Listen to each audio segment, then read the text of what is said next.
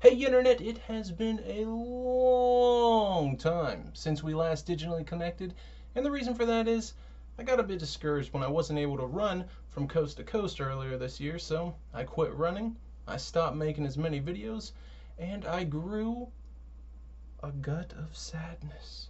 But it's time to lop that gelatinous blob off once again and get ready for a new challenge. You see, I had planned on reading this book before I left on my cross-country journey, but since I wasn't able to go on that journey, it took me quite a while to get around to reading this. And if you're a runner and you haven't read this book yet, do it. I highly recommend it. But seriously, I was surprised to find out how many runners in this book share the same running philosophy that I do.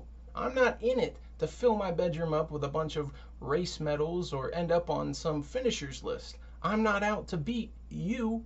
I run to beat myself, or rather the old me, the slow me.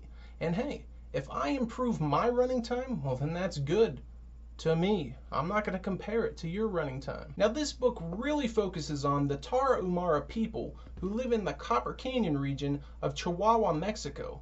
Now they're not using $100 shoes like these glorious pieces of crap.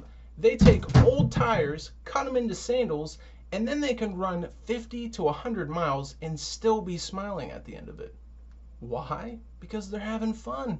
And that's what running's about. So I'm challenging myself, and you're welcome to join me, to become Tarahumaran. And to do that, I'm not only going to have to change up my footwear, but also how I eat, because the Tarahumaran people have a diet that keeps them fueled a lot longer than the average American diet will. So for starters, I got myself a pair of these Zero shoes, which are very similar to the sandals that the Tarahumara people wear. Now, why would I wear a pair of these advanced flippy floppies?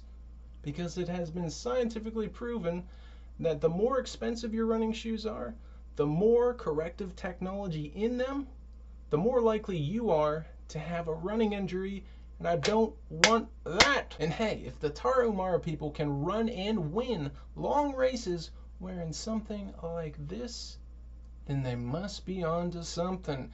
And I opted for the Zero shoes over the Luna sandals because these are cheaper. They have a 5,000 mile guarantee. You can get them custom fit for your feet, and they donate 10% of the purchase price to the Tarahumara Children's Hospital. And all you really have to do if you go with the custom fit option is trace around your foot and then go ahead and put a little dot in between your first two toes, and they'll cut them out for you. They'll lace them up and they'll send them right to your door, and you can go ahead and cut off. The lace usually ends right there. You can cut that off if you want, but I went ahead and wrapped it around there. You can see right there's the actual end of it. I wrapped it around like that just in case I need it. And yes, I got some pretty loud colors on these babies, but that's just because I would rather people notice that I'm wearing something out of the norm and ask me about them. Now I won't be running super fast, and I'm just gonna run until my body's like, meh, maybe we ought to head back to the car. So these are gonna be super casual runs, and all I'm really trying to do is slim down, get used to those shoes, and get my legs used to running longer distances again. And I'm going to track all my runs on the Runkeeper app, so add me on there if you like.